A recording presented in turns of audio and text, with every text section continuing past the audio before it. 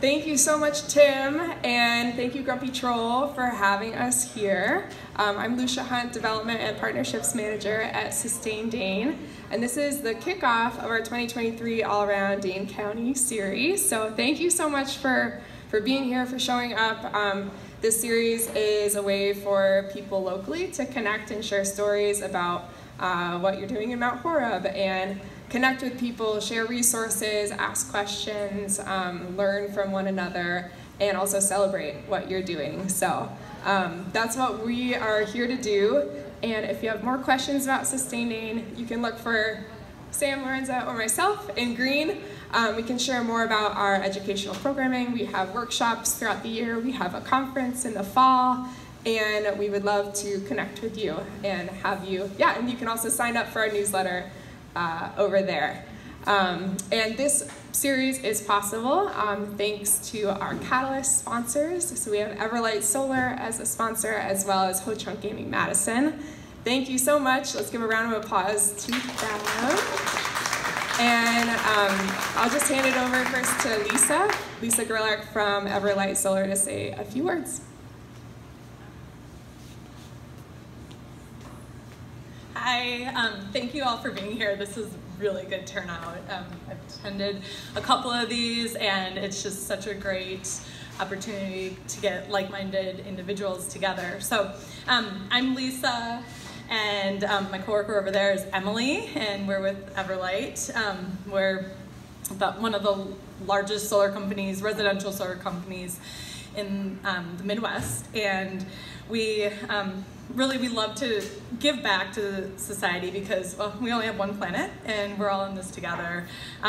We're really committed to helping communities go green by making it easier than ever to help homeowners get solar.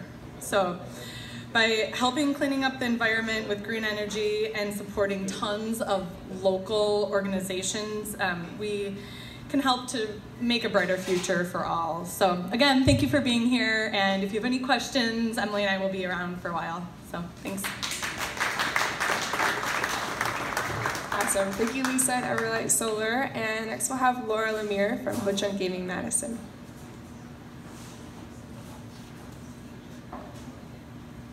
Hi, please excuse me. Speaking in front of a crowd is not my thing, so I'm nervous.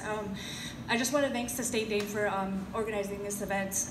When I came on to Ho-Chunk Gaming Madison about 4.5 years ago, I was introduced to Sustain Dane like immediately, and the relationship with them has been amazing. The resources that I've gotten from them has helped me forward my sustainability initiatives at Ho-Chunk Gaming Madison, because as you can imagine, a casino is a pretty heavy power consumer, so I'm doing what I can there with my passion for sustainability to reduce our environmental impact. And a lot of the resources I've gotten and knowledge I've gotten from Sustain Dane has been very, very helpful for that. So we're just grateful for the partnership that we've had with them all these years, and I look forward to continuing that.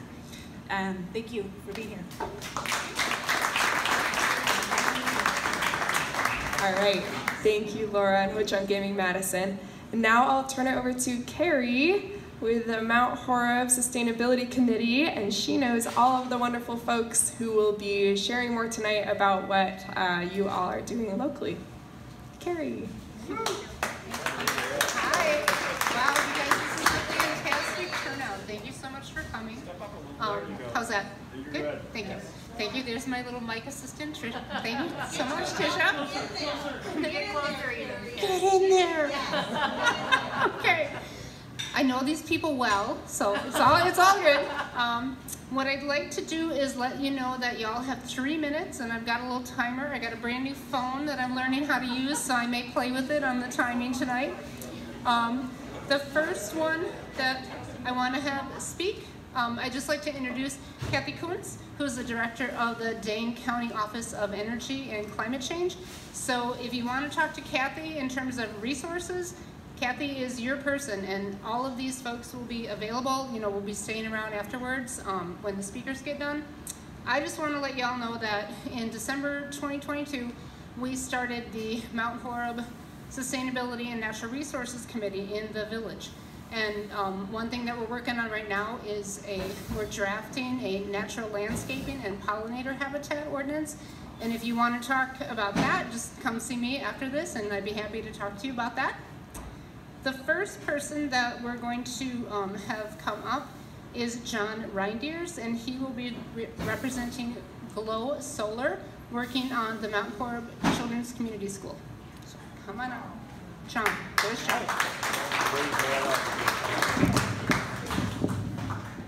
Okay, all right, thank you.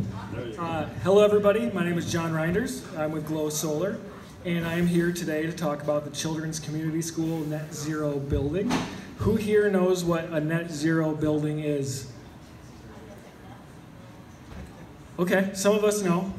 The idea with a net zero building is that the building creates as much energy as it uses, right? So that makes a lot of sense. That's very sustainable. So the Children's Community School was founded in 1976, and in 2016 was asked to join the Mount Horeb Area School District as a 4K provider. With increasing interest from area families over the years and a long wait list, they decided to expand and build a new school. After 5 years of fundraising and a bunch of work, they got started, and on April 3 of this month, they opened up their doors. Early in the design process, energy efficiency was identified as a high priority, and during the research, they looked at the Forest Edge School in Oregon, Wisconsin, which is the first net zero school, and used that as inspiration. Next one, sorry. The new building was designed by OPN Architects and designed to incorporate solar, which is what we did.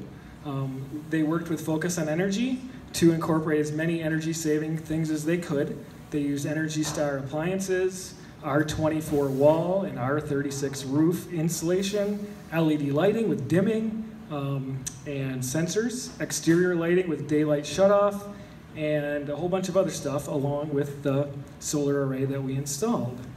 One of the most exciting elements of the net zero building is the educational opportunity it will provide. The children's school is committed to lending our time and energy to provide tours and presentations to interested community groups or anyone else who's interested. So let's see, a couple high points. 60,000 kilowatt hours a year from the solar, a whole bunch of high efficiency stuff in there, Energy Star rated windows, argon, LED lighting, and yeah, I think I did it under 3 minutes. Am I at 3 minutes? All right, 3 minutes. Everybody else, 3 minutes. Thank you.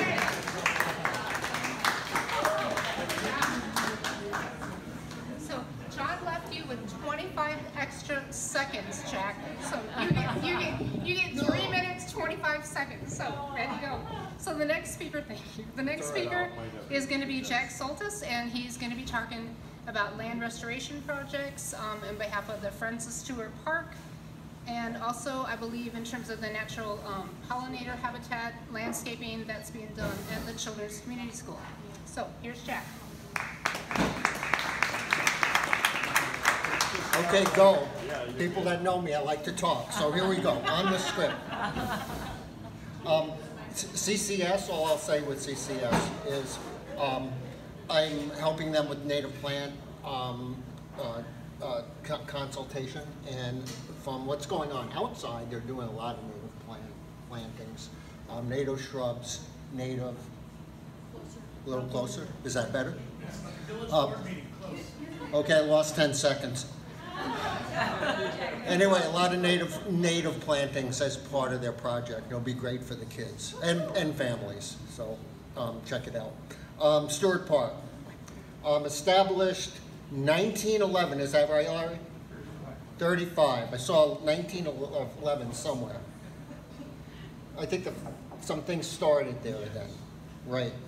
191 acres of, I'm going to stick with the natural areas, restoration part of this. 191 acres of diverse ecosystems, lake, wet sedge meadows, Mound Creek headwaters, oak savanna, oak woodlands, prairies, planted pine stands, and north sloping woodlands. So quite the ecosystems there. Friends of Stewart Park had its beginnings in 2013-14, actually maybe even before then. Some things were happening, and I know I was involved with that too. But anyway, first grant we got was 2016.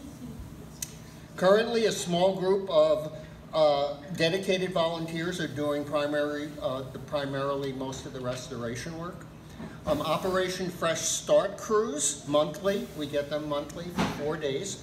Boy Scouts, Girl Scouts, school groups, company volunteer days, and many other volunteers participate in many activities led by someone from Friends of Stewart Park. And we also have regular monthly work days in the park each month, so check that out on the Facebook page. Dane County Parks developed a vegetative management plan 4 to 5 years ago that volunteers follow under the direction of Dane County Parks staff.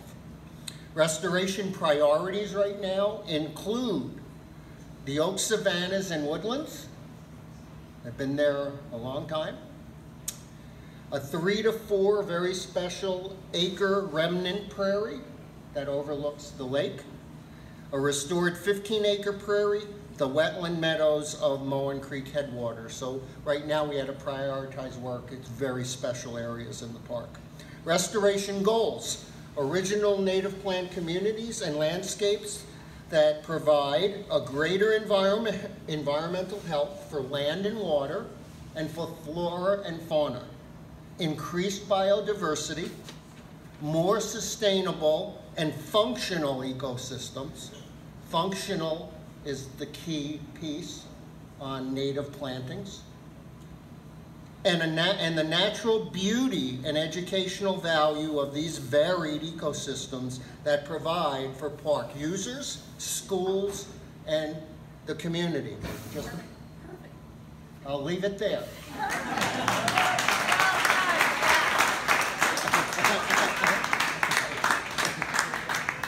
Oh my God, he got it. Perfect.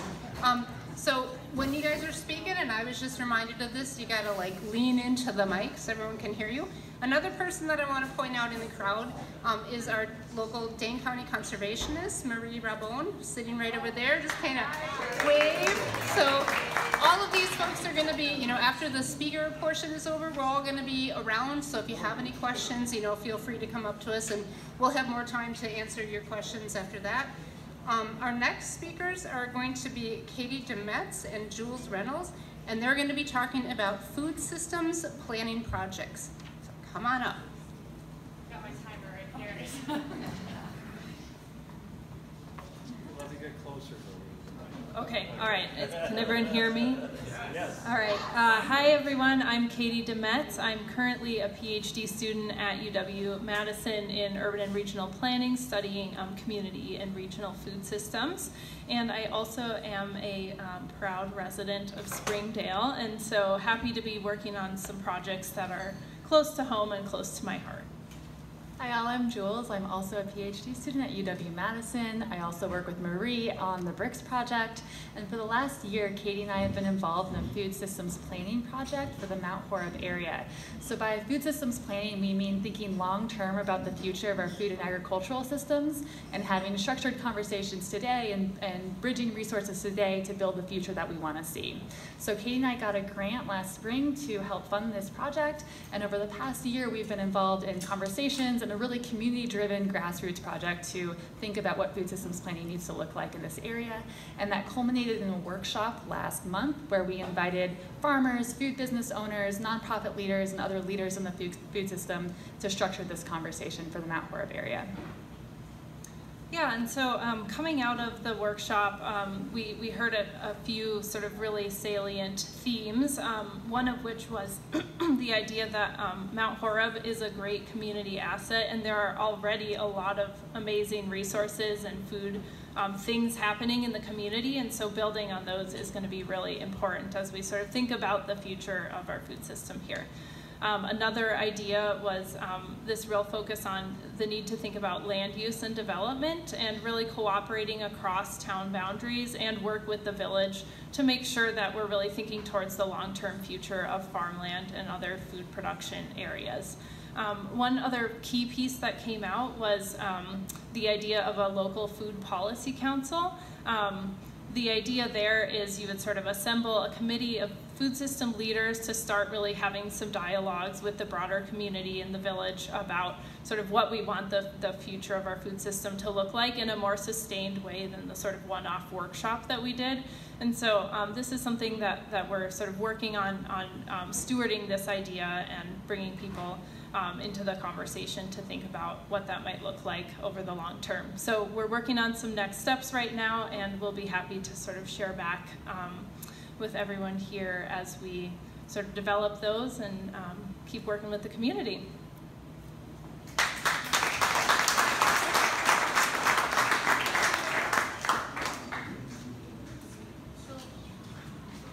I realized that we didn't provide you guys with any scratch paper to take notes on, but I think everyone has phones, so you can connect and get phone numbers and all that jazz on your phones. I just got a phone, so I'm learning what phones can do. Marie is very happy that I now have a phone. Now she can get a hold of me. The next person that we're going to have talk to us is Lynn Messenger, and Lynn is president of the Mount Horeb Community Gardens. Come on up, Lynn.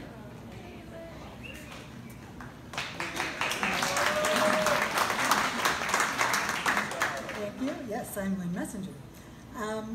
The idea for the Mount Horeb Area Community Garden came to me during a very divisive political time, and I was wondering, what do we all have in common? And my first thought was, we all eat. And so I gathered together a great group of people, and we have been working on it since, the idea, and that was 6 years ago. So, and since then, we have an organic garden in a section of Himsel Park, set into 26 20 by 20 plots with a garden shed and tools, around which we planted the native perennial pollinator plants. We planted an edible perennial section for our gardeners that was also our solution to a visual screen for our neighbors. We have asparagus, rhubarb, lingonberries, currants, gooseberries, apple and pear trees, hazelnut bushes, elderberries, grapes, strawberries, blueberries, and a bush cherry tree, along with some more native pollinator plants and a few daffodils. We put in our underground irrigation system this last year, and the Parks, Rec, and Forestry Commission and the Water Utility Commission shared in the cost of our permanent water hookup, which was fantastic because we were hauling hoses from a hydrant for too many years. We're organic. We encourage mulching to save weeding time and water. We have on-site composting, and we're financially sustainable. We're incredibly lucky to receive a lot of support from the village, its clubs, residents, and businesses. We've gotten grants and funding and in-kind donations. The village delivers our wood chips. All we have to do is ask, at no charge for our pathways. The high school ag teacher and her students plant the seeds in the greenhouse for the Neighbors Helping Neighbors food pantry and the senior center plot, as we give back to the village through fresh produce delivered weekly in season. We have Silver Cord Award volunteers from the high school, Girl Scouts, and 4-H clubs, and we have shared educational programs with them as well.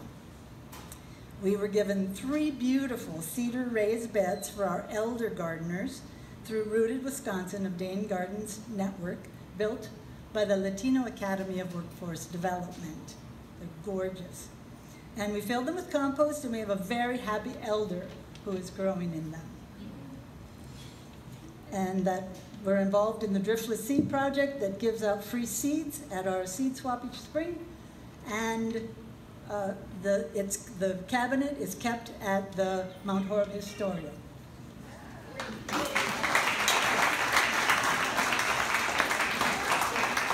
Thank you so so much. I mean, like that to me is the example of a community project, right? I mean, look at how many people and organizations are involved. It's just fantastic.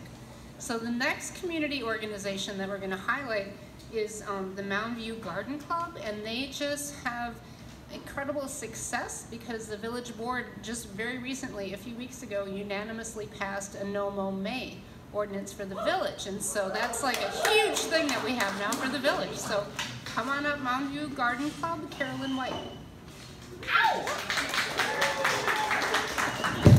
Thanks, Jenny.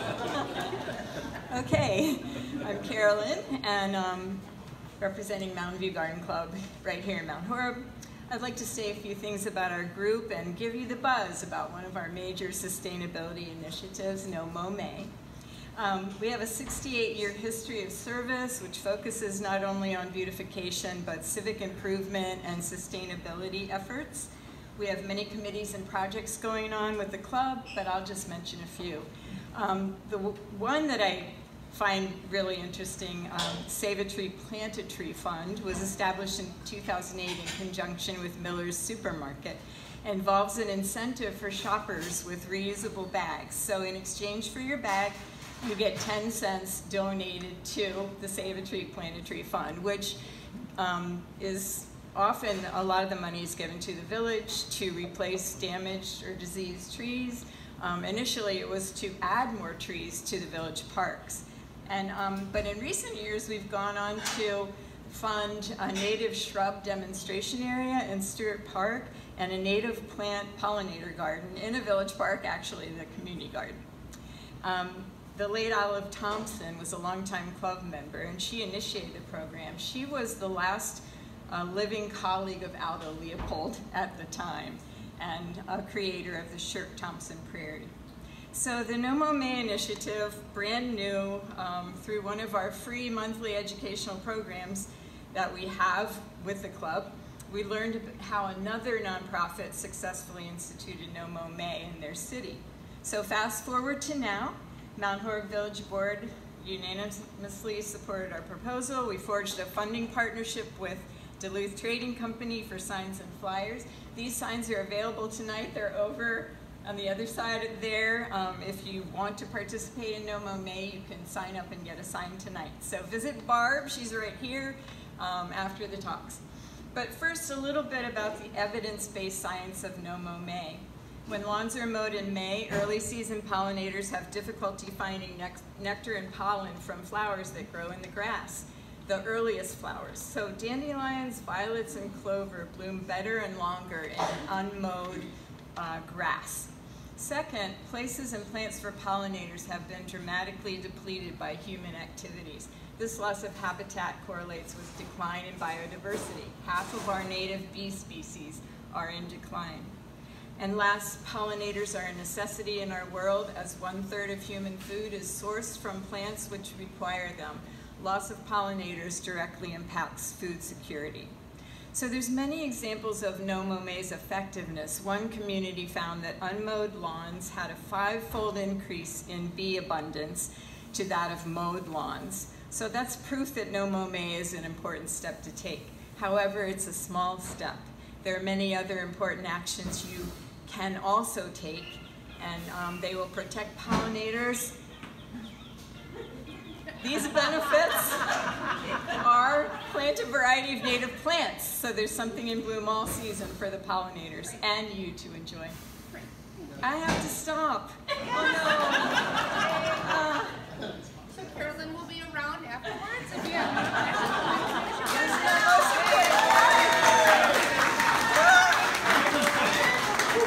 No Mow May, right? We'll have like a parade, No Mow May. So the other people that I want to thank, of course, are the Grumpy Trolls. So thank you, Grumpy Troll, for hosting us and for all the fantastic food. Thank you, Grumpy Troll. And I'd just like to point out that Grumpy Troll has solar panels on their roof, so they are also part of the sustainability movement in Mount Horeb. We're almost done with the speakers program. The next person I want to bring up is Tim Santori. He is going to be speaking about residential geothermal. So come on up, Tim.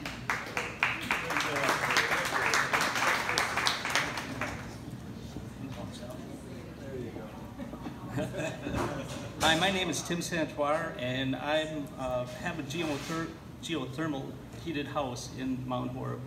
We retrofitted. Would be from about a 120-year-old Victorian house that we had a oil burner in, and we were trying to figure out what can we do with this thing, because it was getting up in years and really inefficient. And when Obama came in, they had a promotion where they'd give you 30% off on feds and 30% on Wisconsin. So we took advantage of that right off the bat, and we had it installed in 2009. We have my neighbor, I talked with him, and they said, oh, we'll do it the same time. And this is on a relatively small residential hut in town. So we brought in people, and they put in, next to our house, or between the two houses, we have 550-foot wells which were drilled. And the loop system runs, they're independent loop systems that run and service each of the houses. And it's worked out really well. Recently we upgraded this January, and the new systems are amazing. You can program the thing for vacations, set your humidity, temperature up, down, whatever. One of the things with geothermal that we learned really fast is you don't do like you do with gas, where you're going to have 73 during the day and 60 something at night. So we keep it generally at about, it keeps everything at a very even temperature throughout the day. And the system does heating, cooling, great. I mean, we don't have really any problems with it. People always go, oh, is it going to keep you warm? I'm going to freeze. Do you have gas or something like that? And we have nothing. We have electricity coming to our house, and that's it.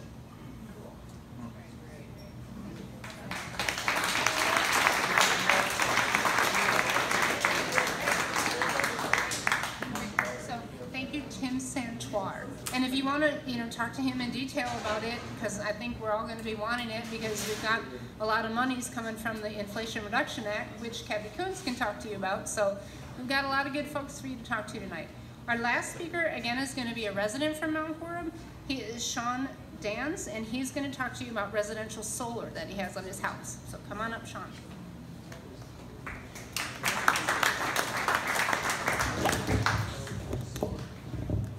Don't you wish everyone did this right away? I'm married to a musician. All right, so my name is Sean. I moved to Mount Horeb 5 years ago. My wife and I built our dream home here, a big, big house. And we wanted something with southern exposure, lots of windows south, but also a roof line that would accommodate solar. So we built our home, and we did not put solar on it immediately. It was my first new house, my first house that was younger than me, I guess. And so we wanted to get an idea of what our energy usage would be.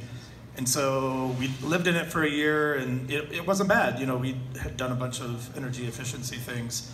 And then we got a quote for solar, and we're very, we're energy conscious, but the quote for solar, which is way less than the quotes that people get now, but I thought it was a lot of money. After all the rebates and stuff, it was about $12,000, and I wanted to pay cash for the solar, so I installed something called a home energy monitor, and I don't know why these aren't more common, and I can show you guys after this. I'll put a link also. We have a Facebook page called Mount Horeb Solar Trolls, and I can put a link in there on how you could get one of these as well. This home energy monitor monitors everything in your home. It tells you what every appliance is using. And when I installed that, I was able to find all sorts of things. The builder had snuck some incandescent light bulbs in the house. Found those because of that energy monitor. The coffee maker we discovered was using energy. It was heating up water when we didn't want coffee. So anyway, put the energy monitor in there, and as a result, our solar quote ended up being, we paid $7,780. That's for a 3,800 square foot house. And our first year, we had such a surplus of energy that I said, let's buy an electric car. Let's use up some of this. And we did. And in 2022, that became our only car. We just have one car. And that $7,780 investment, we paid negative $36, I think, in electricity last year, and $0 for gasoline for the cars. So I would recommend that you look for, solar is amazing, and I'm sorry, this is supposed to be about solar. Solar is great, it's amazing, but get a home energy monitor to monitor your circuits. I'll give you a demo if you want, otherwise I'll link it in Solar Trolls.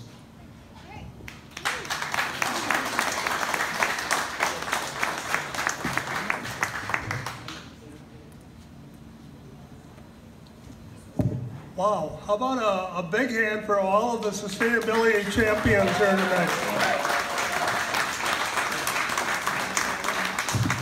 Well, we are so happy that you all came out, and we're so happy that sustainability is a thing in Mount Horeb, and it's nothing new because we're finding that people have been doing this all along in Mount Horeb, and we're just building on that.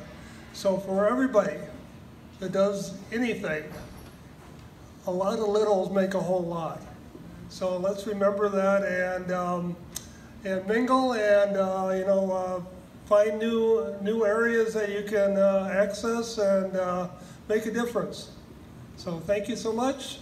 Pizza, friends, and beer. Solar powered beer. How about that, huh? Thank you.